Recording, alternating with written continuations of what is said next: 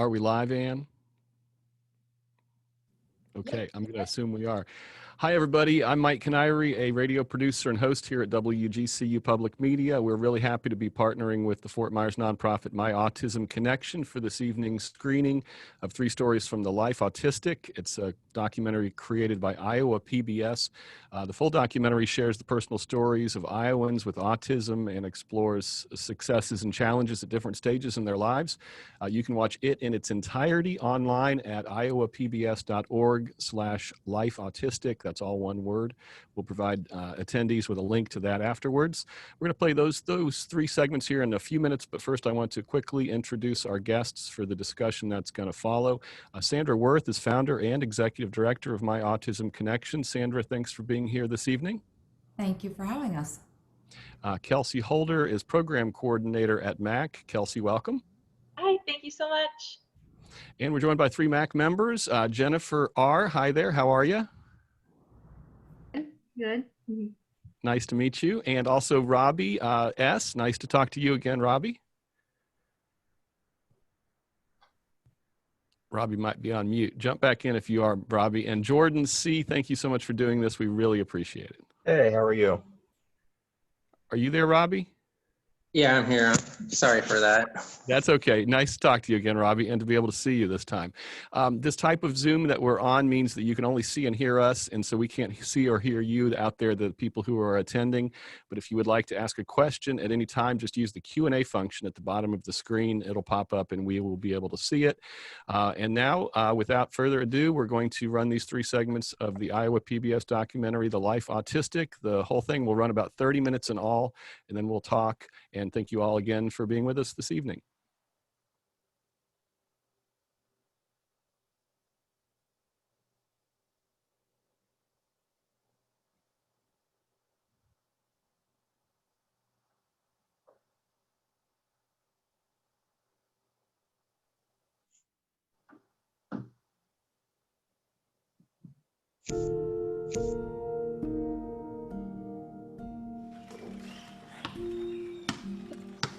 I definitely think he knows he's different, but understanding what role autism plays in that is going to be a difficult conversation. I don't think he necessarily feels bad about it or feels sorry for himself. Generally, he's a pretty happy-go-lucky kid. Mm-hmm.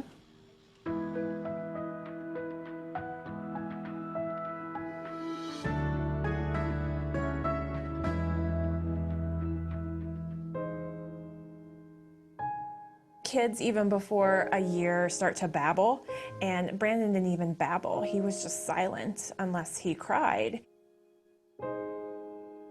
As he progressed, we still had no speech, and that was really kind of a huge red flag for us, was that he wasn't saying anything. No words, no sounds, nothing.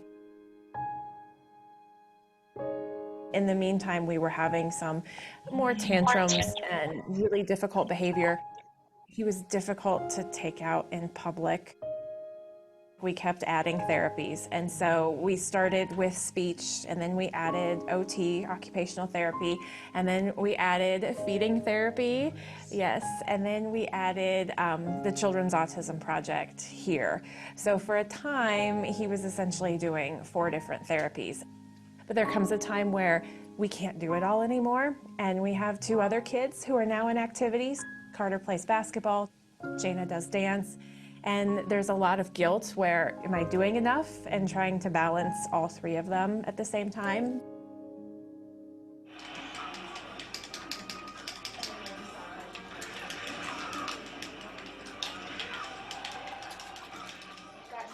Brandon is obsessed with Mario. Mario Brothers, Super Mario. He loves every Mario game, and that's been an interest of his for a really long time.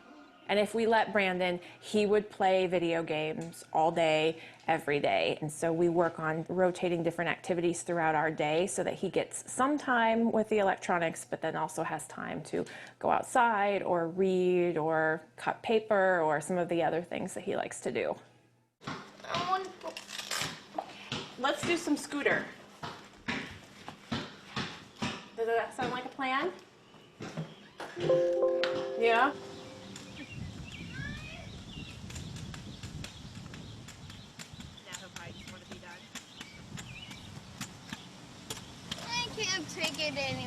Oh, really? Is that rough? Yes. Yes. How about, tell you what, we do a little bit of chalk and you can sit and also see Super Mario. You know, do it on the driveway. There's no sun, so you don't have to worry about getting sweaty. Okay, what do you think? You want to go find some chalk? Green. Oh, green scene? Yeah. Yeah. What's green seed? It's kind of like a mix, right, with green and yellow? Yeah. Huh? Yeah? Do we go back in yet? Not yet. You're doing a good job. I need a timer now. Okay? No timer yet. What do you think? After this chalk? Maybe after the chalk. We'll see. Middle school and high school are tough socially for anybody, and for him, the gap will get wider as kids start to be interested in movies and music and things like that, and you know, interested in boys and girls, and he's not going to have those interests. He's still going to be playing Mario probably, and so friendship is really hard, and that's a concern I have for when he's an adult too. Being the parent of a special needs child is a huge stress on day-to-day living. Right. Huge stress on relationships with ourselves, each other, with friends outside of our family. Yep. Which makes us a very tight and close-knit family. It does. And there's a lot of love between the five of us, but it doesn't come without its challenges. Yeah. Go hands. Oh. Green. What color? Green. Green. I don't have any green. The Children's Autism Project here really, though, I mean, has changed our lives. I don't know where Brandon would be if we have not spent the past 5.5 years here. Business acts. We'll ask for a break if someone is out. Perfect. An area that Brandon really struggles with is understanding why people engage in social behavior, and especially why they engage in behavior that he doesn't like. So when Brandon hears a baby screaming in a public location, he will get frustrated and attempt to yell at the baby and tell it to stop crying. He doesn't understand that they're not out to get him. And so we do a lot of perspective taking on why is this person upset?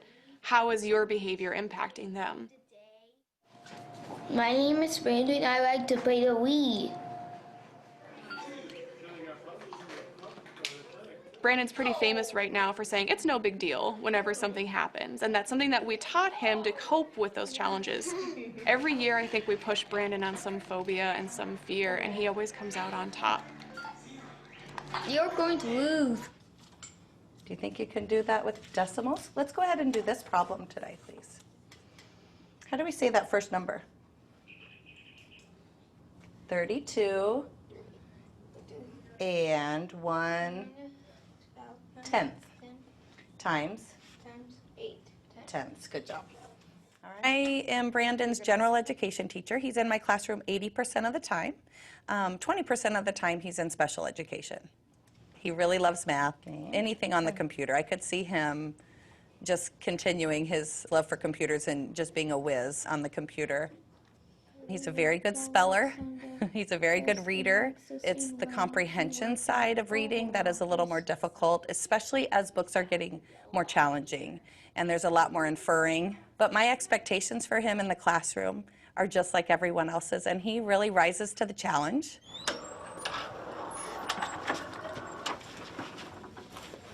Go ahead. Show us where your next room is. Childers? Yeah. Show them the way. This way. Yeah.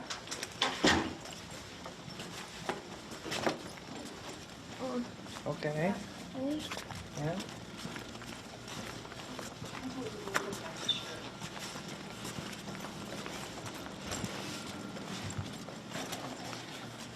Over there.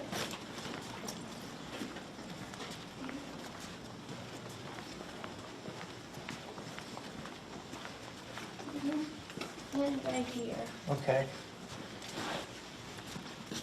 Brandon is only in the special education classroom for 30 minutes of reading instruction, and 30 minutes of social skills instruction. So to work on that social emotional behavior piece. He now is working on, over the last year, having a conversation and being able to start a conversation with his peers and to carry on the conversation, how to appropriately end it and not just get up and walk away or say, I'm done. How do you write?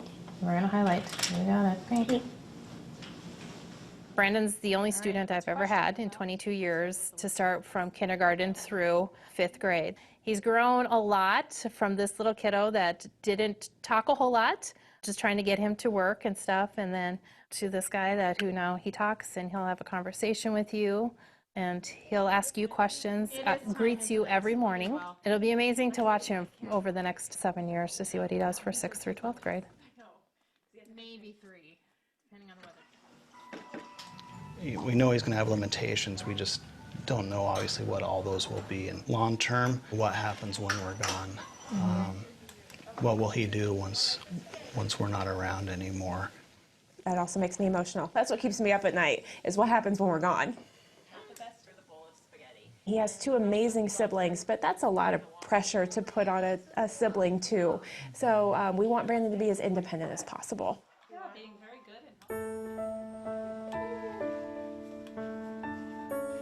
Brandon has changed our lives, and he's had a huge impact on us, and I think we've both found a strength that we didn't know that we had. We just hope that by raising awareness and telling our story that people will just be a little more kind, that they will be a little bit more understanding for those who are different from them. And even though Brandon struggles with speech and he struggles with social skills, he wants the same things that we do. Sometimes it is really, really hard, but sometimes it's also just amazing, because I feel like we really have an idea of what's really important in life.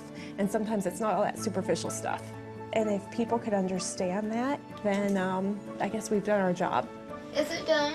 Yep, can you put the extra papers away?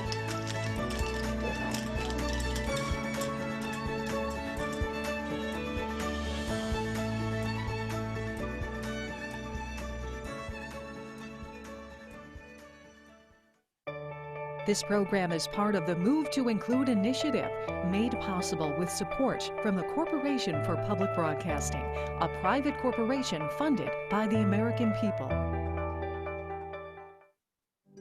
The Max and Helen Guernsey Charitable Foundation, in support of educational programming on statewide Iowa Public Television.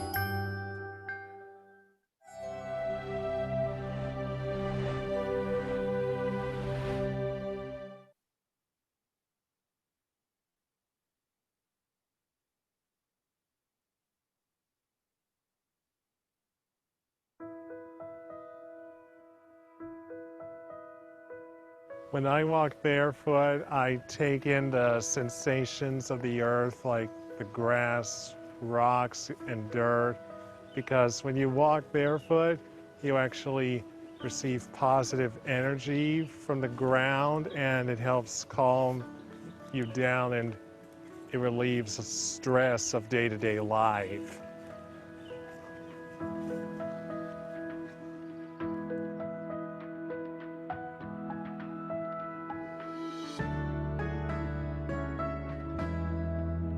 My name's Tyler Leach. I'm 26 years old, and what I want people to know about me is that even though I have autism, I enjoy being around people and making new friends. My autism is high functioning, and while there are some times where some things might be a little difficult, I think it makes me who I am.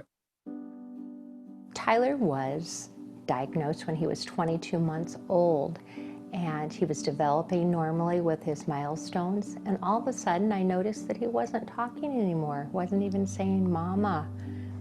I was devastated. He had occupational therapy, he had speech therapy. I just took advantage of what was out there and did a lot of networking, a lot of research, a lot of reading.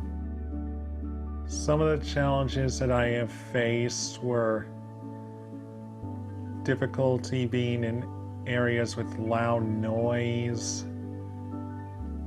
and a bit of anxiety. It took some resources, a lot of patience and a lot of love, because back then I was very impatient with a lot of things, and I think there were some times where my family wasn't patient with the way my autism was either. So I think that by having the time to focus on what I needed and to learn from each other, I think it helped out a lot. I went to college at Des Moines Area Community College, or DMAC. I had a few doubts when some of my classes proved to be a little difficult, but I just put the time and effort into the studies and gave myself some pep talks so I can show myself that I can do it. I work at Wells Fargo in Des Moines as an operations processor. So I look at merchant applications, enter their data into our computer system. Tyler's a great asset to us because the work can be repetitive, and that's what he really likes. So we're able to give him more volume of work to do just because we know that he'll be able to get the work done on time and accurately as well. The Diverse Abilities Team Member Network is one that supports our team members with disabilities.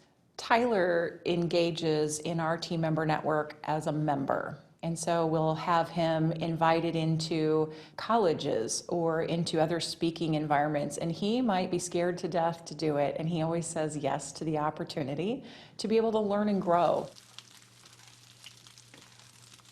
I'd say I'm pretty independent. I cook meals and I do some cleaning on a regular basis. I am able to handle the laundry pretty well. I manage my budget. 7. 17. 27 for 3. My grandfather and I, we've played cribbage for a long time. In fact, it was cribbage playing with him that I learned how to count. Gotta run a 4. So these are the ribbons and medals that I've won through Special Olympics. Special Olympics really means a lot to me because I get to meet new friends through the program and also get active. I also drive to and from places every day, and I never thought I was going to get my driver's license, let alone a permit. But I took the time and dedication into doing the driver's ed class, and it got me to where I am now. I'm a pretty social person. I enjoy going to church. I attend autism walks and events. I sometimes go to different sporting events on occasion. I hope to get my own place eventually, and I also want to try to get into the dating world, though it is a little nerve-wracking. There is a fine line about a parent possibly having their own fear and holding their child back. I think everybody's different. I just knew that my son was going to have a life, and the best life he could have, and do as much as he could. And he is so passionate about being a role model and making a difference for other people with special needs. So I am very, very proud, and he's found his purpose. And it's just a beautiful thing. He looks at his autism as a gift, and I guess so do I, but I didn't always look at it that way. My advice to people who have a loved one with autism is to check out the resources that are available to you, because they do help in the same way that they've helped me. And just take the time to learn about your loved one and be patient with them, because it's a big learning process. And when you take the time to learn about them, you might even learn something about yourself.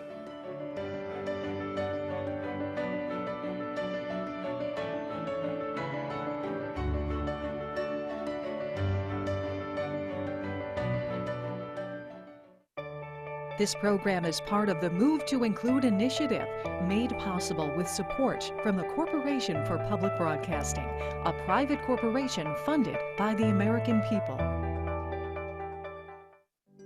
The Max and Helen Guernsey Charitable Foundation, in support of educational programming on statewide Iowa Public Television.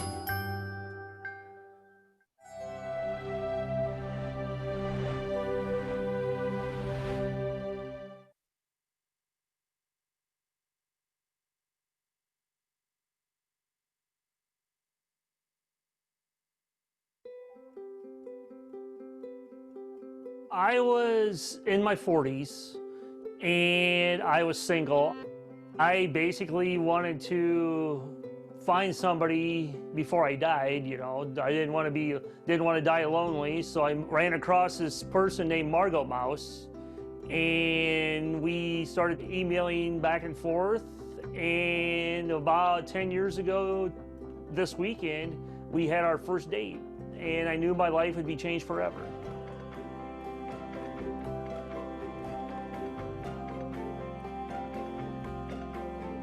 My name is Mike Gildorf, and I am 54 years old, and I live in Grundy Center with my wife, Margot. She's an occupational therapist at Grundy County Memorial Hospital, and I have two stepsons on the autism spectrum. One is 21, and the other one will be 19 in July, and I'm autistic. I was diagnosed at the age of 4, and I couldn't go to school until I had to learn to talk.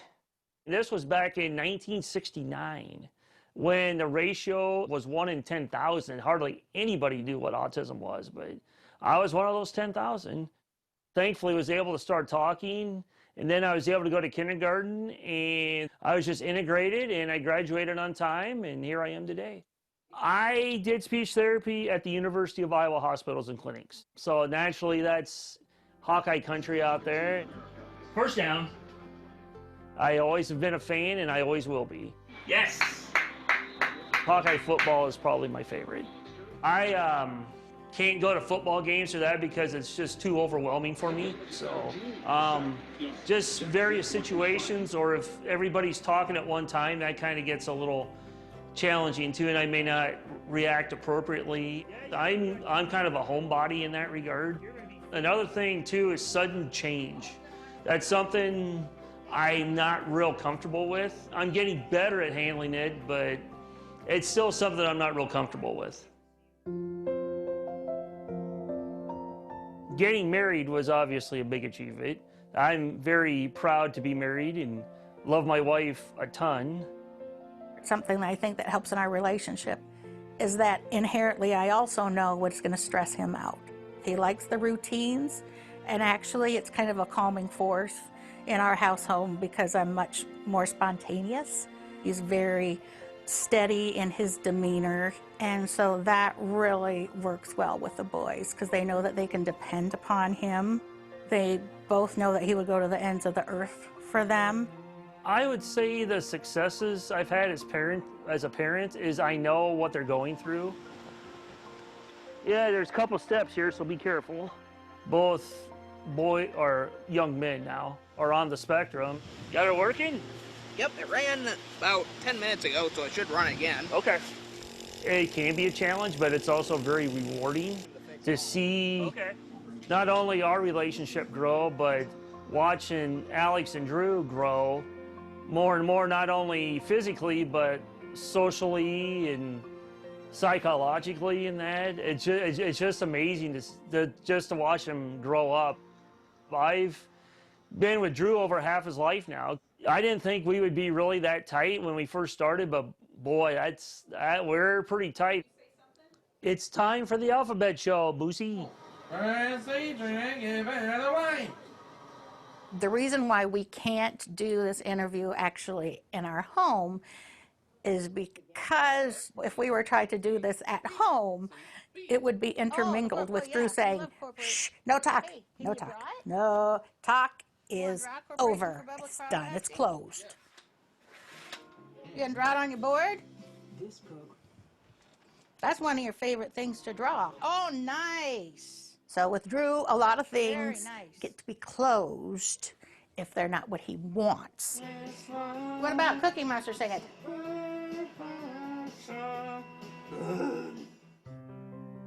He will have tantrums, meltdowns, those types of things.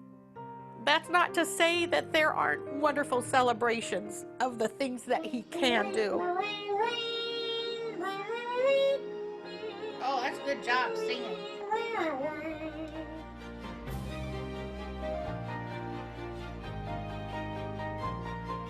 But I want to make sure that people understand that his world is markedly different from anybody else's. And my world, and thus Mike's, Alex's, and Grandma's, is totally different than anybody else's.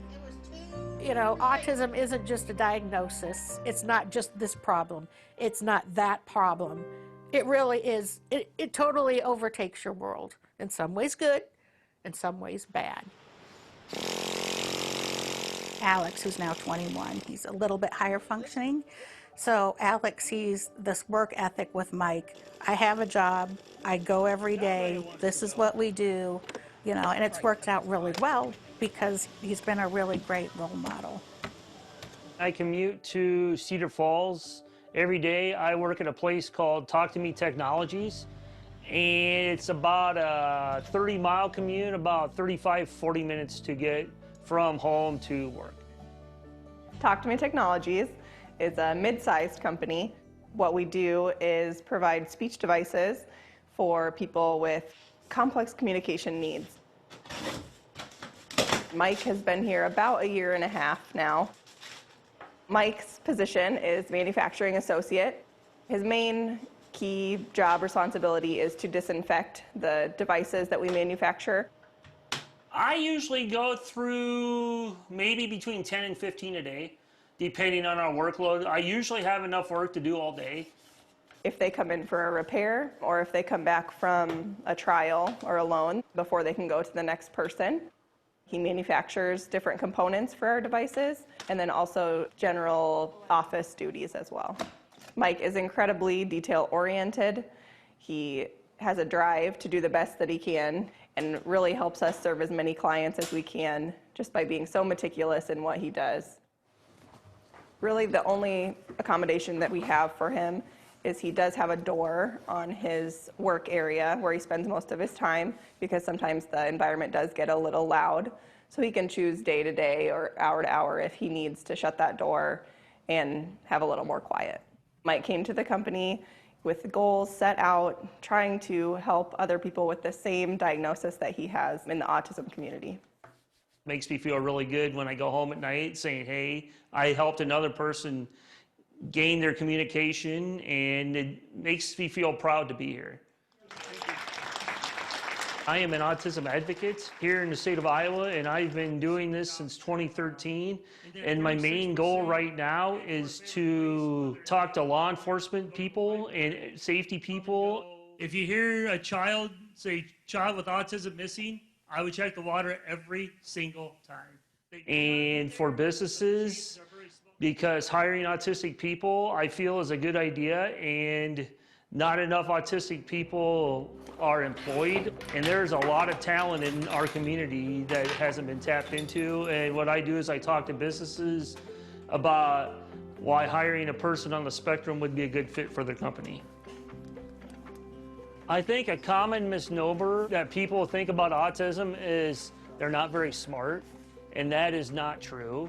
People get that idea because of the way we do things, but we're not worse or better. We just think differently.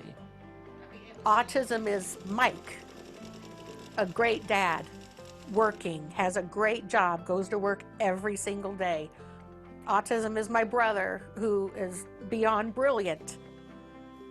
However, with Drew, it's grieving the fact that he couldn't get his driver's license, that he's not going to get married, that he's not going to have kids.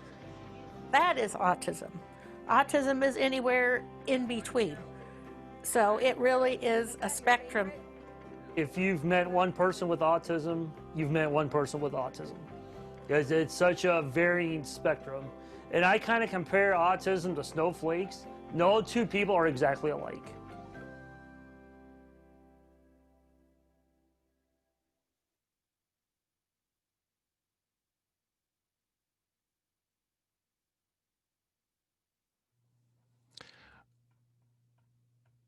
All right, everyone, that was the 3 segments from the PBS documentary, The Life Autistic. We're going to talk now with our panelists again. Again, if anybody's watching and has any questions they'd like to add to our conversation, use the Q&A function at the bottom of the screen. So Sandra Worth, let's start with you. What were you thinking as you watched those segments? Just the varying degrees of how autism affects each individual and their families, and how much more information needs to be shared with the community about autism. What's it like for you as someone who's taken it upon yourself to try to inform people about this world of people on the spectrum, to see this Move to Include initiative that's being so proactive about it, and like nationwide? What's that like for you? Because that's kind of like what you were doing on the local level. Oh my gosh, yeah. I mean, we're scratching the surface, but I think we're digging a little deeper with the Move to Include. I think it's great that we have our members with us today so that they can share and just continue that message. Remind our attendees how you wound up founding and running My Autism Connection. Oh gosh. Okay, so in 2012, our son was a year out of getting ready to graduate from high school, and we met another family, and their son, and we were all started talking, and he said, why isn't there a support group or systems in place for adults like us? What's the next step? And there really weren't any supports or resources in the community. So, being driven, I rolled up my sleeves and said, let's get busy, let's get started. And we created My Autism Connection. And I never thought it would grow as it has. We have definitely been able to be a safe space, a safe place to come together and learn from each other and grow. How old's your son now? 27. What's he doing? He's actually working as a security guard for a large hospital, and he lives independently. He drives himself to work. He manages most of his life independently. Occasionally we need to be there for supports, but like any parent would be for their son or daughter. Absolutely. What was your background, just real quickly, prior to starting MAC? Yeah, so I was a radiographer since 1987. So after that, I quickly, kind of changed gears and focused on our son and getting the supports that he needed to, because that was a little bit of a struggle through high school, especially, but most of the educational process was a challenge.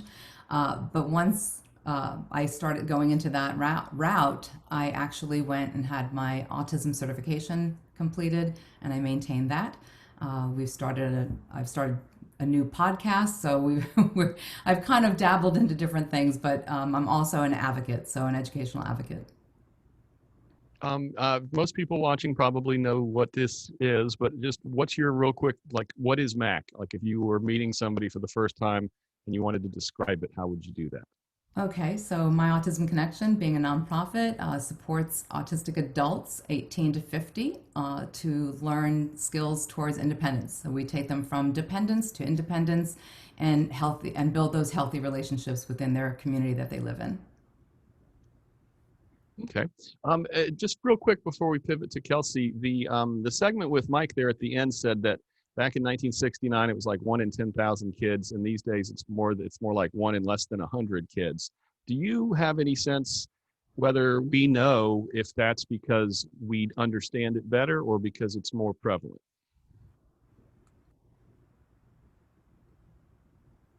Is that for me? I'm sorry. No. Okay. Yeah, no, that's for you, Sandra. No, that's for you. Unless somebody else knows the answer better. Yeah. Well, I'm not the expert in that area, except to know what the facts are. And the facts are that 1 in 54 children are diagnosed. We have a higher growth rate, I think, due to better tools, better technology, better knowledge and awareness, that we're starting to learn more about the characteristics, what to look for, and do early diagnosis.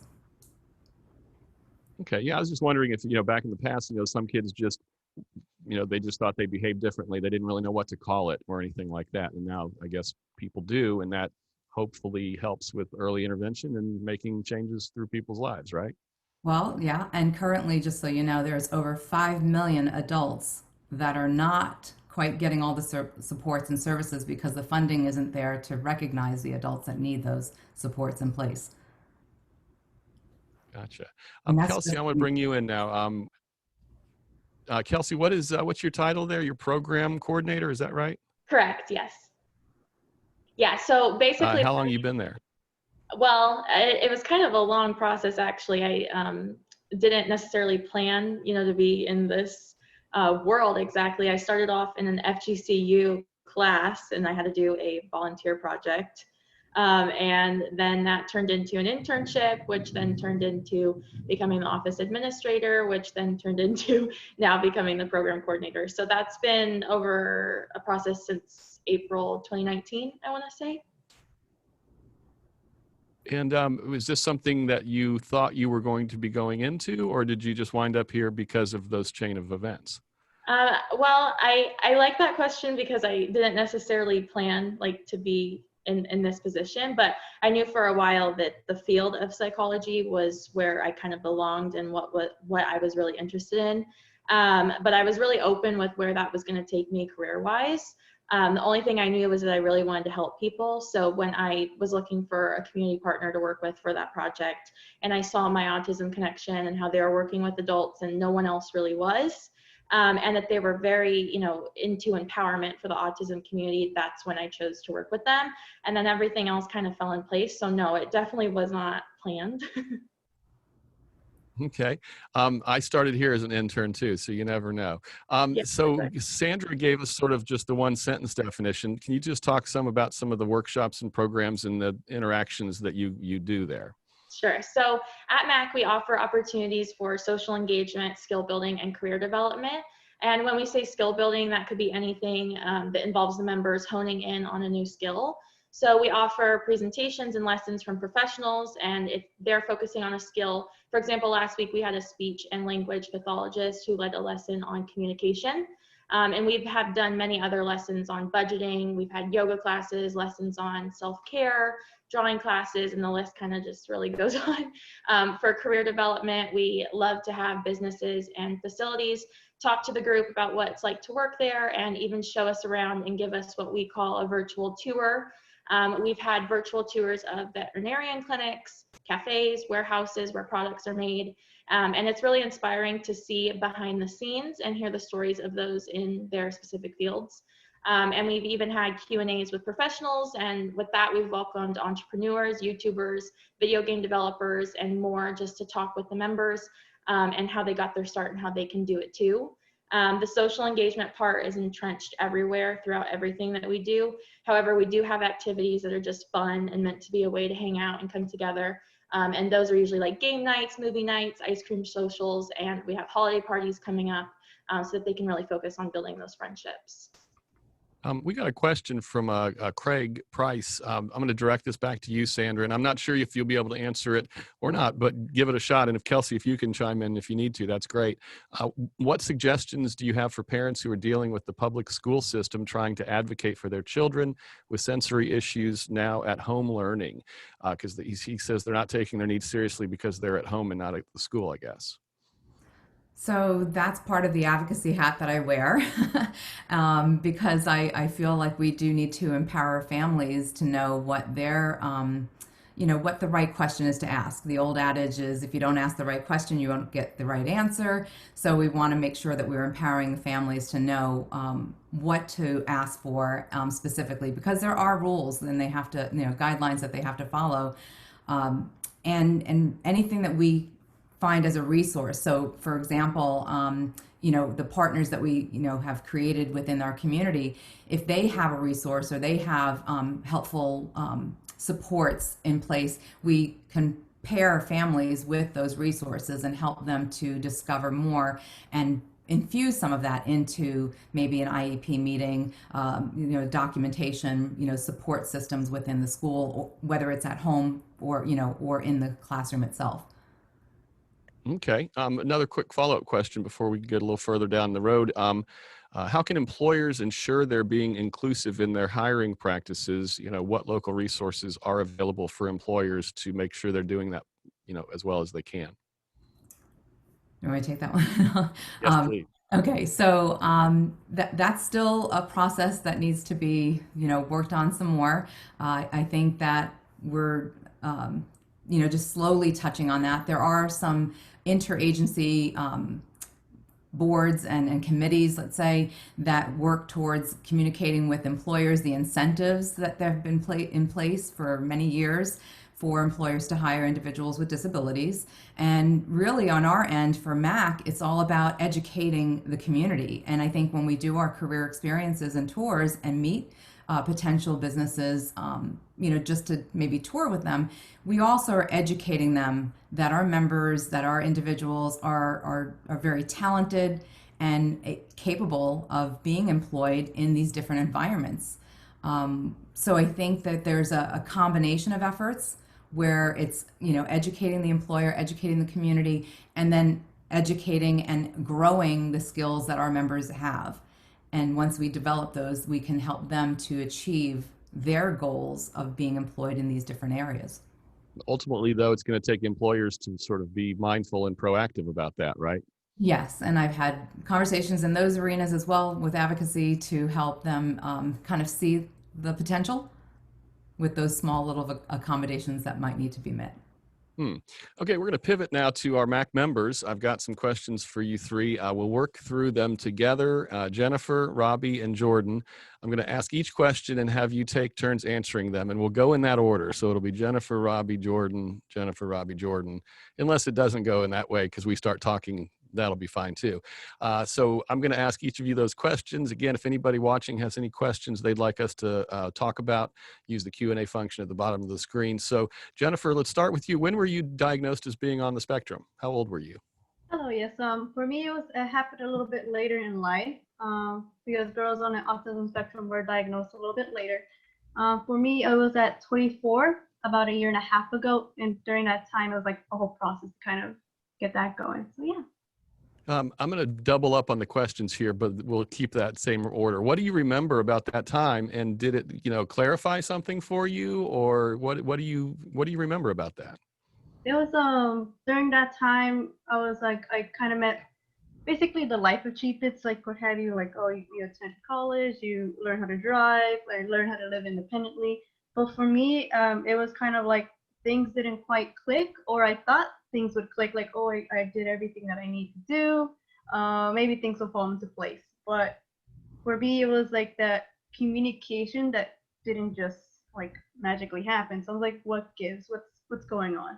And it was like kind of like a dark time for me to kind of like try to cope or try to find a reason, like, okay, what makes me different? And that kind of like led me to kind of do my own research and like, hey, this could be it. And I followed through with it, and here I am now.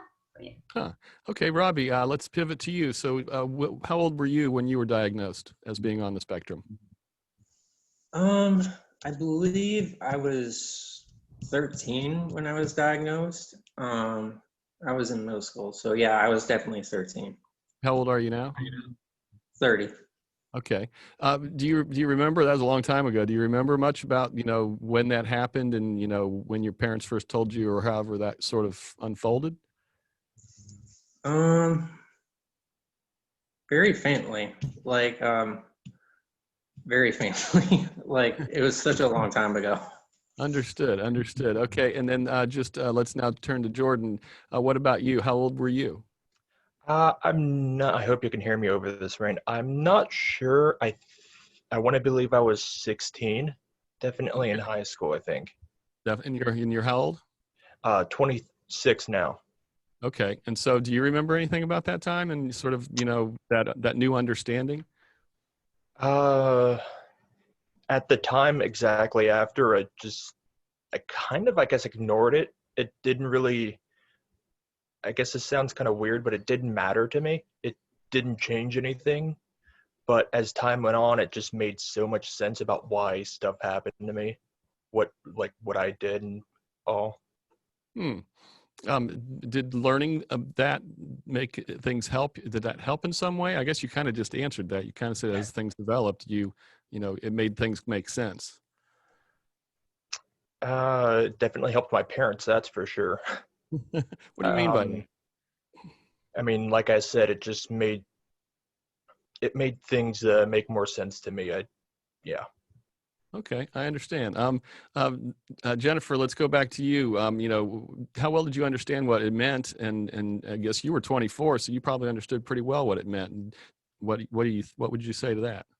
I'd say yes. Like at that time, like with all the research I was doing, it's like, okay, this makes sense. This works out great. It gives pretty much the answers to all that I've been questioning throughout my life. And by that time, I understood, like, okay, if I'm learning about this now, like autism means for me like communication barriers, and that kind of led me to understand more of my strengths and weaknesses, like what to kind of build on upon. And with that understanding, I was able to kind of improve on myself. So there we go. Understood. Robbie, what about you? If you don't really remember that time, you probably don't really have an answer to that question, do you? Or do you? What was the question again? Well, the question is just how did did you understand what it meant, and did in understanding what it meant help you somehow in understanding what was going on? I guess I can answer that in a way, because like back in middle school, I wasn't really the most popular kid ever. Like I was like a complete misfit. So like I didn't know how to make friends back then. So being diagnosed, like looking back on it now, it really explains a lot. How long have you been with Mac? Since 2016, so about 4 years. 4 years. What's that been like for you? Oh, life-changing. Yeah? Describe why for somebody who, doesn't know what Mac is. How would you say it was life-changing? Well, before I joined Mac, I was completely dependent on people. Like I never learned how to drive a car or had a job or anything or had any like ambition of like moving out. And then my mom passed away, and then that was like a huge wake-up call for me. And then my friend from high school introduced me to Mac.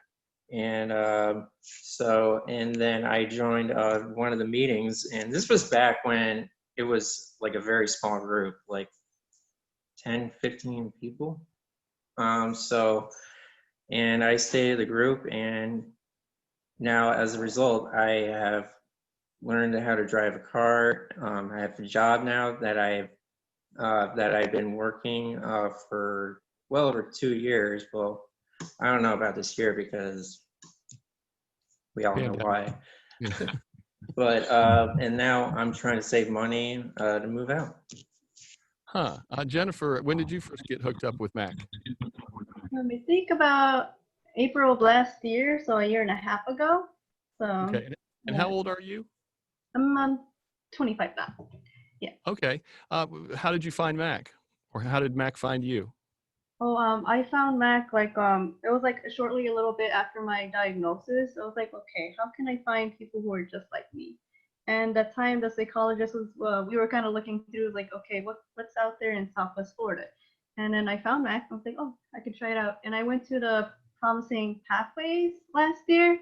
I was so shy. I was like, oh, this is scary. But I figured like this might be the first step to kind of help myself to like find whatever answers I need, like to meet those who are just like me. So I took that initiative, and then I talked to them for a bit. I attended the meetings and stuff, and I was like, okay, this is where I should be. So here we go. Were you nervous at your first meeting or your first time you went there? I was like, I don't know these people, but we're all cool. Because it was nerve-wracking because all of my life I was trying to fit in to be someone that I was not. But during that meeting, it's like, oh, I can be who I am. I could just basically relax and just let myself do what I need to do. Jordan, how long have you been with Mac? Good question. Actually, I think I've been here about 4 years now. How did you wind up finding out about it? I had recently moved to Florida from Maryland, and me and my parents were looking for, back in Maryland, we had this government, sort of the same thing as Mac, like to help with autistic people. And we were searching for sort of the same thing, and nothing was working until my mom just stumbled upon Mac. When you first went to, start hanging out there with everyone, was it a lot like what you were doing in Maryland, or was there any things that were different about it? Very different. It was much more personal. The one in Maryland, it just seemed like it was there to make money. They didn't really care. They just, the bare minimum. Were you nervous when you first showed up, or maybe surprised because it wasn't what you were expecting, like back home? A little bit, yes. Yeah. Made many friends through Mac? A few, yes. Yeah. What are your favorite parts of the interactions that you guys have? What? What are the favorite parts of like the things that you do there with them together? I know now things are a little probably not normal, but what are your favorite parts of Mac basically? I actually really did like the in-person meetings, but because of the situation now, we can't have those. I like the game nights, the activities we do still. What about you, Robbie? What are your favorite parts of Mac? You've been there a long time. I would say my favorite parts of Mac. I apologize. That's my dog. I apologize. My favorite parts of Mac would have to be movie nights when we go out to the movies to watch films, because you get to obviously see movies and stuff with your friends, and it's just a lot of fun. Jennifer, you haven't been with them that long. Did you get to do some in-person stuff before things had to go, virtual? Yes. Yeah, so whenever we did the in-person things, they were super fun. I know we did the Autumn Art Tea. That was really exciting because I get to showcase some of my artwork during that time. But then like in person, we would do like art activities, really fun games. And then for me personally right now, I like to watch or attend the career virtual tours just to see everything, how they are behind the scenes. Like this is how they do it in restaurants, all the things that happen, or like, let's say we learn about a specific career. So yeah, I think those are my favorite part right now in the virtual world of Mac. What kind of artist are you? Oh, good question. I'd like to do art about I like to do art about nature. There's like something very calming about looking at nature, appreciating it, and then that's kind of like what I vibe when I do art. It's like tranquil, very calm, and then yeah. What is the medium? Are you drawing, painting, digital? I like to do traditional artwork. My go-to for the longest time was ink, because it's black and white, super simple. I don't have to stress too much on color. But I am challenging myself to do more of a gouache painting, colors. It's a little nerve-wracking, but I think it's good to kind of like challenge oneself to do new things. So. Do you have a job? Yes, I'm an art teacher in Southwest Florida, so I teach little students to kind of do artwork too, and they're really excited when whatever we do in our classes. Can you tell me where, or would you prefer not to? Oh, prefer not to. Okay, I understand. That's great. Robbie, I know you were working at the movie theater, right? Yeah, that's right. And that's still not back?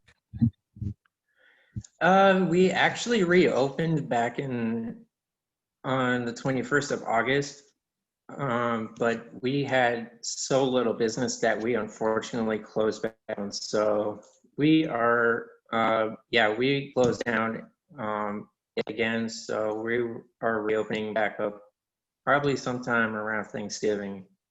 Wow, that's tough. If you see the news about Regal is closing down. Yeah, it's crazy. Yeah, Jordan, what about you? Do you have a job? I used to. I don't anymore. I was doing a few internships for various places. One specifically was First Assembly of God Church down a ways somewhere. In that documentary, the third of those three that we watched, he talked about not being able to go to football games because it was just too much for him. Can you give any examples of things that are just too much for you? Being on Zoom calls with us? Not really, no. It's for that I mostly fear I'm not saying anything, like you can't hear me. But Okay. what in person, I guess, just loud places, busy bars, stuff like that. For some reason, I'm fine with stadiums and such. What about this whole like doing Zoom things all the time? Is that something you had done much of before this? Nope. This is since the COVID whole situation started. This is like the first time I've ever done it. Oh, wow, you are the only one. We've all been having to do way too much of it. Jennifer, what about you? Things that make you anxious, uncomfortable, large crowds, things like that, or sudden like routines broken or sudden change. He also mentioned. Yeah, because I know large crowds or just big places, the grocery store, like even though I like to go there, it's a lot of good food, but like seeing all the info just overwhelms me. It's a lot of sensory stuff where I'm trying to get in all the colors, words, everything. So that's been challenging. And then also sudden changes is also kind of my thing where I try to avoid it. It happens, and I try to be open-minded about it. It's just a compromise of I have to expend more energy than what I planned. So that's the whole balance with that. What about the whole like we live in Zoom land these days? Are you doing a lot of that? Yes. I do some with my students. It's always fun to kind of see what they're doing. Today was Cat Tuesday for me, so I saw a lot of cats. Really exciting. But yes. But other than that, like with Zoom, I'm very comfortable doing. Like I get to teach the content. I figured out how to make an improv doc cam, and yeah. So I try to keep a positive mindset on the situation. So one con would be like I don't see them in person, but I do see them in their home, and they're more relaxed, and then we get to have fun like that. Robbie, what about you? Do you have a problem with large crowds or anything of these things we've just been talking about? Not really, but like due to everything that's been going around this year, obviously that's a yes. But I don't know. I've been struggling with anxiety my whole life, so I just get so like anxious just in general. But like so whenever I get that feeling, I just have to excuse myself, like to go somewhere quiet, because it gets so overwhelming. So I just have to like go somewhere to take a breather, because sometimes it just happens like out of nowhere too. So, but thankfully I don't get those as badly anymore. So. What would you, I mean, what of all the things you do, like hobbies and games and stuff like that, where would you be or what would you be doing where you were most comfortable and least anxious? How do you mean? Well, like, I mean, is there like, when you play video games, do you feel like you kind of dial all that out so you don't have to think about being anxious? Yeah, absolutely. Like it just melts away. Huh. Any other examples besides video games? Yeah, this is going to sound really, really crazy, but watching horror films really does really helps, because like, especially this time of year, because like, I don't know, there's just something about it like that just kind of makes me like really enjoy them. So I don't know. I enjoy watching scary movies. So. Jordan, what about you? What would be something you would, when you're doing it, you're most comfortable and, happy you're doing it? Right here in my room. Just being online, I guess, away from people. I mean, it's not like I don't like people, but it's just physically talking to people is tiring after a while. I can very much relate to that. Do you game too? Yes, I do. A lot. Is that a happy place for you too? What? Is that a happy place for you too? Yep. Just dial everything out, just lose myself basically. What are you playing mostly these days? Just with everybody being inside, like online games, multiplayer. What's the game that everybody's playing now where you got to guess who the murderer is or something? Have any of y'all come Among across? Us. Among Us. Are any of you playing Among Us? My daughter can't stop talking about it. No, I haven't bought it yet. I don't have anyone to play it with. I bought it, but I haven't had anyone to play with either. I'll have to give you guys my daughter's. Maybe we could do a Mac meeting of it. Yeah, that's what you should do. What about you, Jennifer? What's your, is making art or teaching art, or are there any other examples? Well, I'm also a video game fanatic, but I try to keep on the down get low. to that. I didn't. Yeah. For me right now, I went back on the Animal Crossing hype. It's so good, pumpkin season in there. Yeah, it's just like very calming. For me personally, I don't like multiplayer games because that's like talking to people, and I'm not about that. One day, but right now, no. And speaking of Among Us, I have a lot of students making fan art on that. I'm just like this whole week, I'm just seeing a lot of it. Yeah, but Animal Crossing's my thing. Basically, the Nintendo company, like all the games under there, is my go-to ones because for me, they personally kind of like calm me down. My daughter's going to be so proud that I was able to use her information to sound like I knew what I was talking about. I sent over the questions I was going to ask, and the last question that I asked, and I'm going to ask all three of you, and I don't know, answer it however you can, but what are your hopes for the future? I'll start with you, Jennifer. I think for me, one of my hopes for the future is to see if I'm making a difference or not. To kind of spread the awareness of like how can we be more compassionate to one another, how can we share the same space, be peaceful with one another, and that's like my main message when I'm teaching. Like if by the end of the day you're not really liking the art or you're just not liking the vibes, I just want you to know it's like, hey, how can you become a better person every day? So that's one of my driving forces is my teaching philosophy and like my day-to-day life, being kind to one another, showing that as an example to other people. And yeah, that's my lifelong thing. I'm not going to give up on that, and I'll just see where it goes. Jordan, are you there? I just see a message that says that you're moving a dog, and I didn't know if I just noticed it or if it's happening right now. Yeah, you just noticed it. It happened a while ago. Okay, good. What about you? What are your hopes? Just in general, I hope more people realize that people with autism do exist and that they, I guess, require more employers specifically.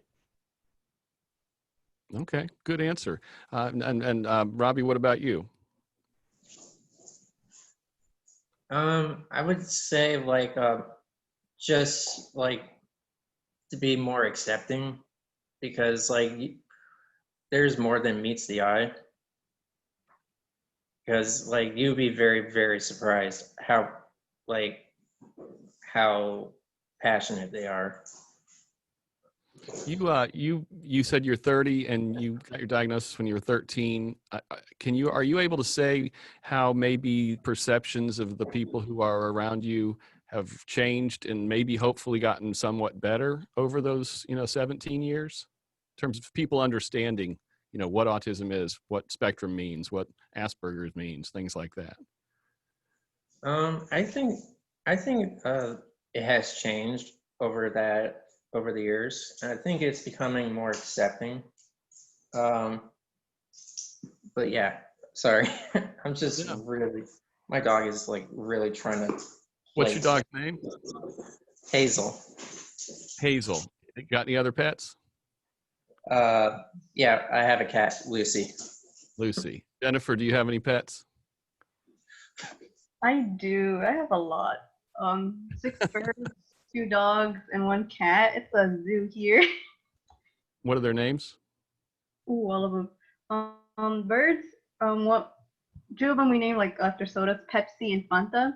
Then we have Limon, Pepino, Kiki, and the Tahin. So those are most of them are food names. Dogs is one we call Saus and Taboo, and then the cat is Luna.